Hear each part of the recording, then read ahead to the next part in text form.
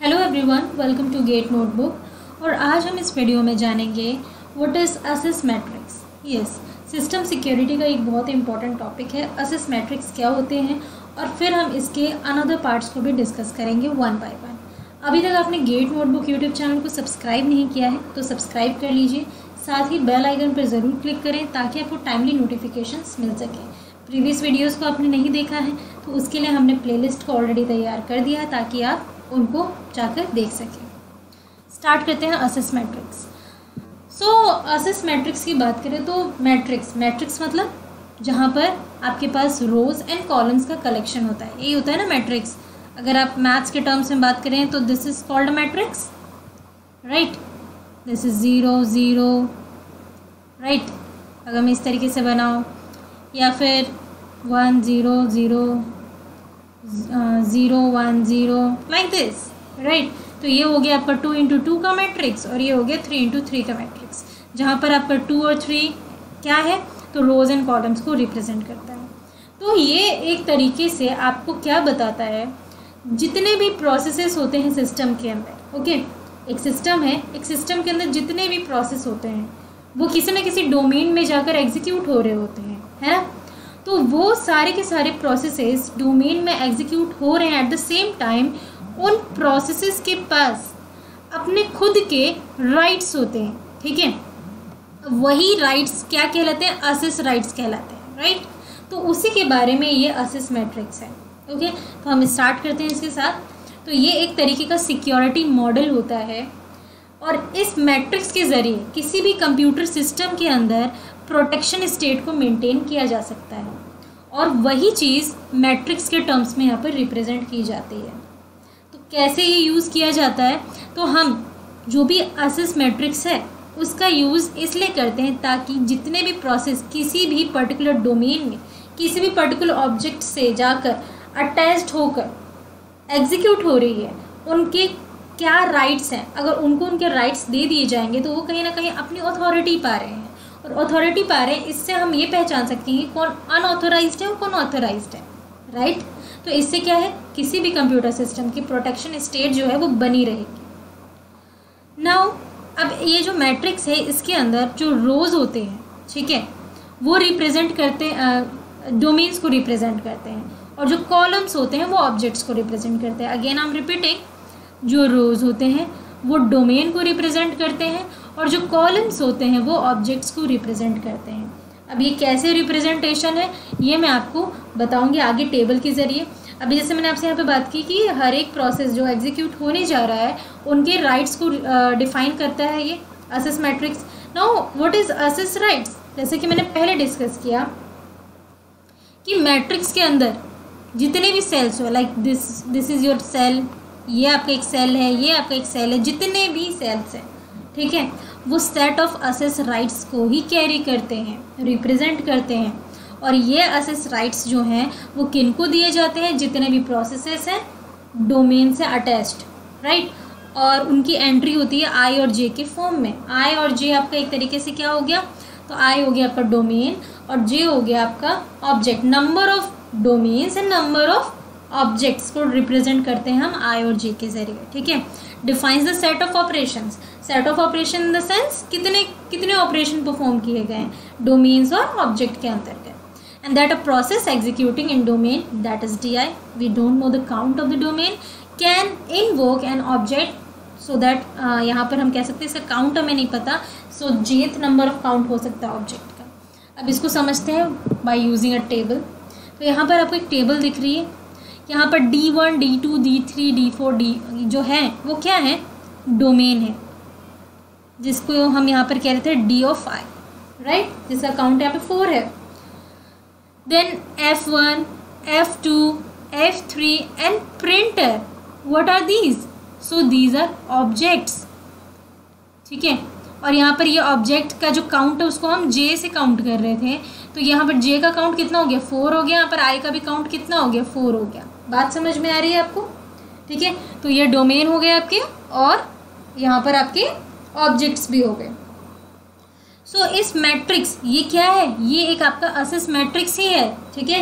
ये आपका एक असेस मैट्रिक्स है जो कि डोमेन और जितने भी ऑब्जेक्ट्स हैं उनको यहाँ पर डिज़ाइन किया गया है. No what are read write, sometimes here written as execute, read write both. ठीक है, उसको समझते हैं.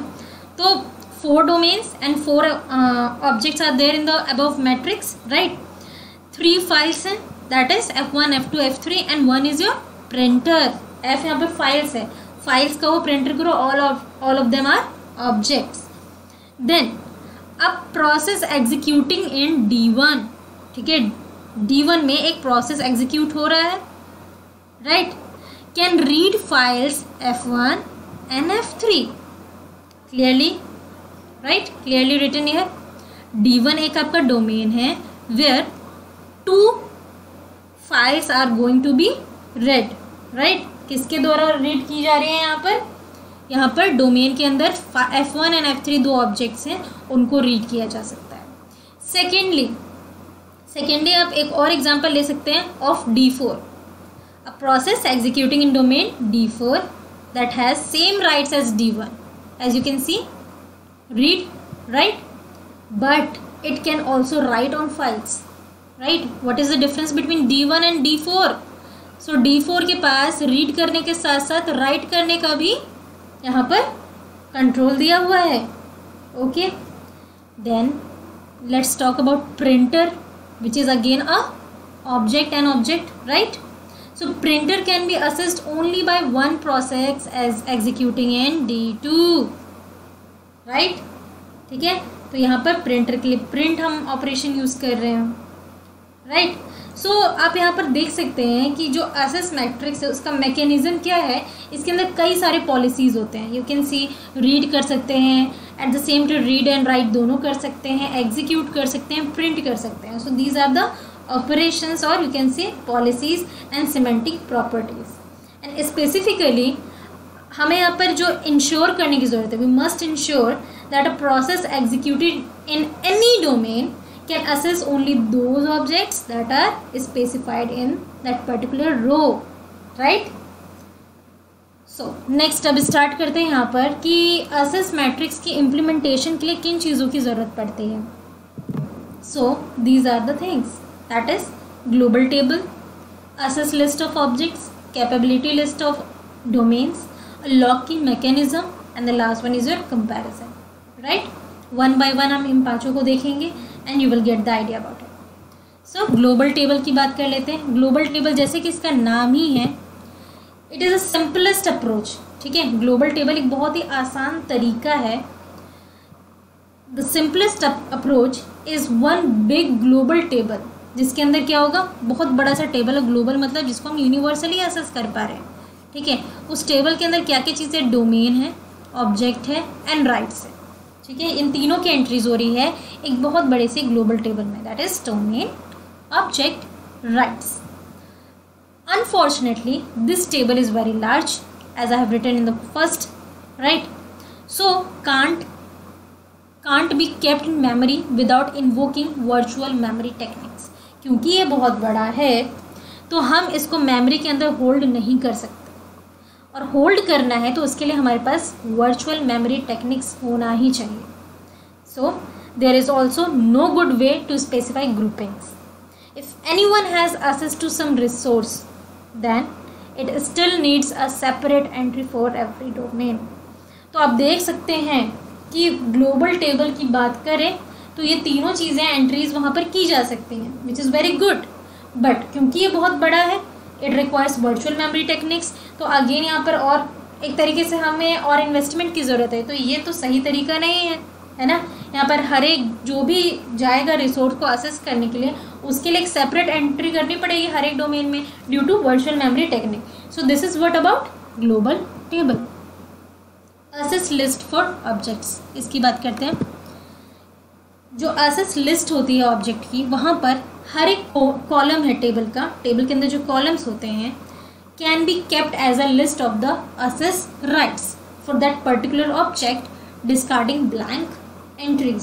जैसे कि हमने प्रीवियस में देखा था, रो एंड कॉलम्स होते हैं, row for domain and column for objects. तो एग्जैक्टली यहाँ पे बात हो रही है, जो कॉलम है टेबल के अंदर उसको हम एक लिस्ट की तरह रखते हैं किसी भी असेस राइट के लिए, और वो असेस राइट पर्टिकुलर ऑब्जेक्ट को लेकर चलता है। बट कोई भी ब्लैंक एंट्री हुई तो उसको वो क्या करेगा, डिस्कार्ड कर देगा, कैंसिल आउट कर देगा, वो ऑब्जेक्ट को ही लेगा, ब्लैंक एंट्री नहीं लेगा। For efficiency a separate list of default assess right can also be kept and checked first. अब काम बहुत बढ़िया तरीके से चले, एफिशिएंटली चले, तो फॉर दैट पर्पस यहाँ पर एक अलग से भी लिस्ट रखी जाती है डिफ़ॉल्ट असेस राइट्स के लिए, ठीक है, बाय डिफ़ॉल्ट जो चीज़ें हैं उसके लिए, ताकि हम उसको चेक कर सकें एंड देन आगे बढ़ सकें। तो this is the way access list हर एक ऑब्जेक्ट का वर्क करता है। कैपेबिलिटी लिस्ट ऑफ 4 डोमेन्स का क्या काम है उसको जानते हैं, ठीक है। तो बिल्कुल सेम जैसे कि हम यहाँ पर बात कर रहे थे प्रीवियस में ऑब्जेक्ट के लिए, वैसे ही ईच रो जो है टेबल का उसको हम कैपेबिलिटीज़ की तरह काउंट करते हैं फॉर दैट पर्टिकुलर डोमेन। अब कैपेबिलिटी लिस्ट है वो हर एक डोमेन से जाकर जुड़ी हुई होती है, एसोसिएटेड होती है, but not directly accessible by the domains और एनी यूज़र प्रोसेस, ठीक है। बट किसी डोमेन के द्वारा डायरेक्टली वो असेसिबल नहीं होती, वो कैपेबिलिटी लिस्ट जुड़ी है डोमेन के साथ, बट डोमेन चाह रहा है उसको डायरेक्टली जाकर असेस कर पाए, वो पॉसिबल नहीं होता, ठीक है। This is the way capability list for domains works. Next है अ लोकल की मैकेनिज्म। ये कैसा है, इस पे कैसे काम चलता है, तो हर एक रिसोर्स, ठीक है, के पास अपना एक लिस्ट होता है। Every resource has a list, और उस लिस्ट में यूनिक बिट पैटर्न्स होते हैं, और उन्हीं पैटर्न्स को हम लॉक्स कहते हैं, राइट। एक रिसोर्स है उसके पास लिस्ट है, अब हर एक लिस्ट में जो भी चीज़ें हैं उसको अनलॉक करने के लिए बिट पैटर्न्स दिए होते हैं, और वही बिट पैटर्न्स को अपन क्या कहते हैं यहाँ पर, these bit patterns are called as locks. अब ये तो होगी रिसोर्स के बारे में अंडर अ लॉक की मैकेनिज्म। नेक्स्ट है each domain has its own list. हर एक डोमेन के पास भी अपना खुद का लिस्ट होता है जिसके अंदर बिट पैटर्न्स यूनिक होते हैं, और उनको हम कहते हैं कीज़। तो बात समझ में आई, resource object are the same things. जो ऑब्जेक्ट्स हैं या फिर रिसोर्स है उनके लिस्ट के अंदर जो यूनिक बिट पैटर्न्स है वो लॉक्स हैं, एग्जैक्टली सेम। अगर बात कर लेते हैं डोमेन का, तो डोमेन के लिस्ट में भी यूनिक बिट पैटर्न्स हैं, वो हैं कीज़, ठीक है। Access is granted if one of the domain's keys fits on the resource keys locks, ठीक है। मतलब जिस भी डोमेन का जिस भी रिसोर्स या फिर ऑब्जेक्ट के, ठीक है, डोमेन की कीज़ और रिसोर्स के लॉक अगर एक्सेस ग्रांट कर पा रहे हैं, मतलब दोनों एक दूसरे से कोऑर्डिनेट कर पा रहे हैं, एक्सेस दे पा रहे हैं कि हाँ भाई तुमको एंट्री मिलेगी, अथॉरिटी दी जा रही है, देन ओनली एक्सेस ग्रांट की जाएगी, ठीक है। Again a process is not allowed to modify its own keys, और इस प्रोसेस में अपनी कीज़ को मॉडिफाई करने का जो राइट होता है वो नहीं होता। सो this is the way lock की मैकेनिज्म वर्क्स। लास्ट है आपका कंपैरिजन। कंपैरिजन में देखेंगे कि जो भी आपके मेथड्स अभी हमने यहाँ पे देखे, ठीक है, उनके कुछ एडवांटेजेस हैं और डिसएडवांटेजेस हैं। If we talk about in terms of protection, ठीक है, so depending on the particular situation and task at hand, अलग अलग सिचुएशन अलग अलग टास्क के अकॉर्डिंग वहाँ पर अलग अलग एडवांटेज और डिसएडवांटेजेस हैं। And many systems employ some combination of the listed methods.